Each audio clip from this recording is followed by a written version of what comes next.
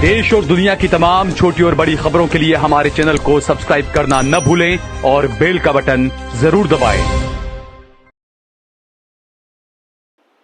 नमस्कार दोस्तों, स्वागत है आपका देश लाइव में और आपके साथ मैं हूं आशिमा त्यागी। दोस्तों, आज बेहद गंभीर मुद्दे पर, बहुत महत्वपूर्ण मुद्दे पर हम बात करने जा रहे हैं और आज की चर्चा की शुरुआत एक सवाल के साथ। सवाल ये कि लोकतंत्र में जनता की आवाज कैसे खो जाती है। जयपुर ग्रामीण लोकसभा सीट का हालिया चुनाव नतीजा इस सवाल का सबसे बड़ा जवाब बन गया है।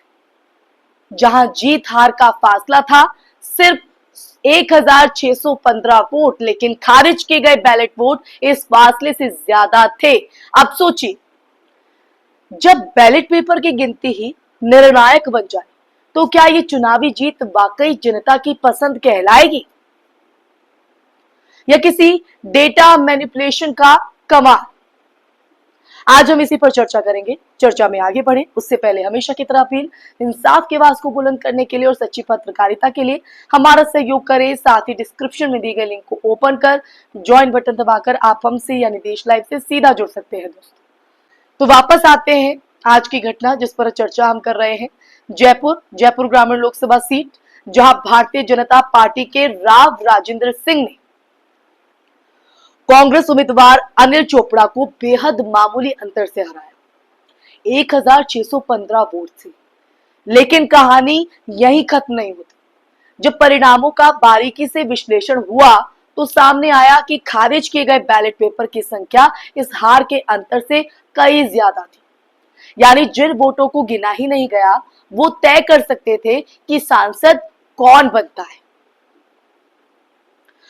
अब ऐसे में चर्चा हम क्यों कर रहे हैं, क्योंकि इस विसंगति के बाद कांग्रेस प्रत्याशी अनिल चोपड़ा ने हाईकोर्ट में अपील दायर किया, हाईकोर्ट का रुख किया है, ये कहते हुए कि चुनाव आयोग ने बैलेट वोटों को मनमाने ढंग से रद्द किया है।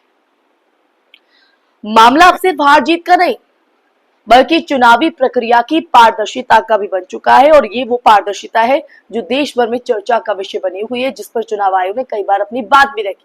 लेकिन बार बार ये तस्वीर आना सवाल खड़े करती है। अगर विधानसभा विश्लेषण करें तो तस्वीर और चौंकाने वाली है। जयपुर ग्रामीण की 8 विधानसभा सीटों में से 6 पर अनिल चोपड़ा को स्पष्ट बढ़त मिली थी।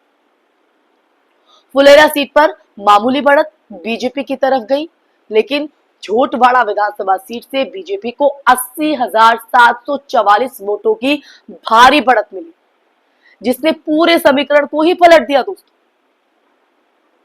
अब सवाल यही उठता है, क्या एक सीट से इतनी बड़ी बढ़त जो है वाकई संभव है, पॉसिबल है, जब बाकी 6 सीटों पर कांग्रेस स्पष्ट रूप से आगे थी। इस पर राजनीतिक विश्लेषक भी ये मानते हैं कि ये गणित सीधा नहीं है। राजस्थान की जमीन पर जहां जातीय, ग्रामीण और शहरी मतदाता के रुझान अक्सर विभाजित रहते हैं, वहां एक ही सीट से इतना बड़ा स्विंग सांख्यिकीय रूप से असामान्य माना जाता है, जिस पर भरोसा नहीं किया जा सकता। अब मामला कोर्ट में है, लेकिन इस चुनावी समीकरण ने युवा मतदाताओं के बीच गुस्सा और अविश्वास दोनों बढ़ा दिया और ये लाजमी भी है। सोशल मीडिया पर कई युवाओं ने लिखा कि 6 सीटों पर आगे रहने के बाद अगर एक सीट से सब पलट जाए तो ये लोकतंत्र नहीं, डेटा का खेल है। अब ऐसे में दोस्तों, राजनीतिक और तकनीकी सवाल भी अहम हो जाता है। अगर देखा जाए तो भारत में हर चुनाव के बाद ईवीएम और बैलेट पेपर की पारदर्शिता को लेकर सवाल उठते रहे भी हैं। लेकिन जयपुर ग्रामीण का केस इसलिए खास है क्योंकि ये सीधा गणितीय विरोधाभास दिखाता है। वो कैसे? जहां खारिज वोटों की संख्या, हार का अंतर, कानूनी रूप से ऐसे मामलों में रिकाउंटिंग या पुनः परीक्षण एक स्वाभाविक प्रक्रिया होनी चाहिए थी।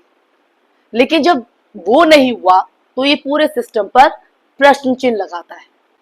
लेकिन क्या ये सिर्फ एक प्रशासनिक लापरवाही थी या फिर कहीं गहरे स्तर पर चुनाव परिणाम को मैनेज करने की कोशिश की गई? दोस्तों, इन सवालों के जवाब में अब हाई कोर्ट से मिलने बाकी हैं, ये जवाब मिलने बाकी हैं। और ये जवाब इसलिए क्योंकि चुनाव आयोग पर लगातार सवाल उठ रहे हैं, पूछे भी गए हैं, विरोधाभास देखने को मिला है, लेकिन उसके बावजूद भी बार बार ये जो तस्वीरें सामने आती हैं, ये कहीं ना कहीं सवाल जरूर खड़ा करती है। अब इन हाईकोर्ट से जो जवाब मिलता है वो क्या इस स्थिति को स्पष्ट करता है, ये देखने वाली बात रहेगी। लेकिन भारत का लोकतंत्र दुनिया का सबसे बड़ा लोकतंत्र है, लेकिन अगर एक एक वोट का हिसाब ईमानदारी से ना रखा जा सके तो ये सबसे बड़ा लोकतंत्र सिर्फ सबसे बड़ा भ्रम बनकर रह जाएगा। आप क्या मानते हैं दोस्तों?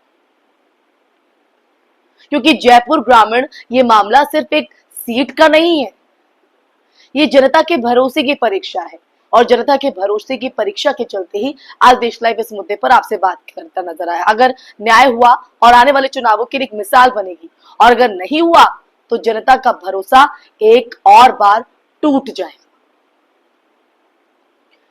क्योंकि लोकतंत्र की असली ताकत जीतने में नहीं, सही को सही और गलत को गलत साबित करने की हिम्मत में होती है। लेकिन आज के इस परिदृश्य में अगर देखें, आज की परिस्थितियों के बीच में देखें, तो आज गलत को गलत कहना ही अपने आप में एक गुनाह हो गया है। क्या आप मानते हैं कि जयपुर ग्रामीण का ये नतीजा निष्पक्ष था या इसमें कोई खेल हुआ? आप भी बताइएगा दोस्तों, क्योंकि आपके विचार बहुत महत्वपूर्ण है, क्योंकि इस बहस में आपकी आवाज ही असली लोकतंत्र की गूंज है।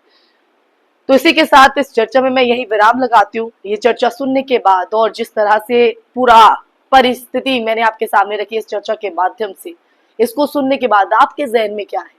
आप अपनी आवाज को कैसे एक सवाल के जरिए उठाते हैं? ये चर्चा आपको कैसी लगी? कमेंट बॉक्स में कमेंट करके जरूर बताइएगा दोस्तों। साथ ही इस वीडियो को ज्यादा से ज्यादा शेयर भी कीजिएगा, ताकि सच जो है वो सबके सामने आ सके। क्योंकि चुनाव आयोग पारदर्शिता की बात जरूर करता है, लेकिन यहाँ पर जिस तरह से प्रक्रिया में खेद देखा गया है वो सवाल खड़े जरूर करता है। तो इसलिए दोस्तों ये वीडियो ज्यादा से ज्यादा लोगों तक पहुंचेगी तो वो सच को देख सकेंगे और फैसला ले सकेंगे।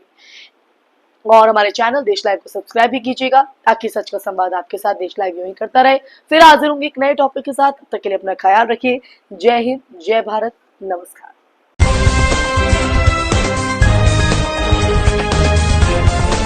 देश और दुनिया की तमाम छोटी और बड़ी खबरों के लिए हमारे चैनल को सब्सक्राइब करना न भूलें और बेल का बटन जरूर दबाएं।